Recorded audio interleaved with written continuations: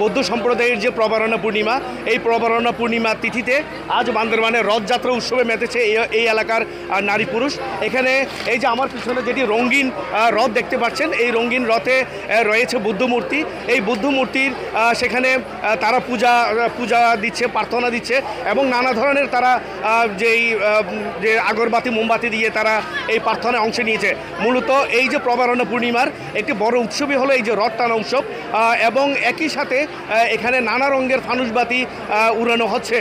বৌদ্ধ সম্প্রদায়ের যেটি বিশ্বাস করে তারা যে স্বর্গে যে চুলামণি জাদু রয়েছে, এই চুলামণি জাদুর উদ্দেশ্যেই কিন্তু তারা এই নানা রঙের ফানুসবাতি পূর্ণ লাভের আশায় তারা উড়িয়ে থাকেন। গত 2 দিন থেকে বান্দরবানে এই উৎসবকে ঘিরে এখন উৎসব মুখর পুরো বান্দরবান। এখানে নারী পুরুষ বৌদ্ধ সম্প্রদায়ের সবাই একত্রিত হয়েছে এই রথযাত্রা উৎসবে। মূলত এই রথটি উজানিপাড়া থেকে শুরু করে এটি এখন যে বান্দরবানের মধ্যমপাড়া উজানিপাড়া যেই মারমা অধ্যুষিত অঞ্চল রয়েছে এখানে এটি ঘুরানো হবে এবং এই রথের সাথেই রয়েছে বৌদ্ধ যে মারমা তরুণ তরুণীরা, তারা নানা রঙের পোশাক পরে তারা এই রথযাত্রায় অংশ নিয়েছে।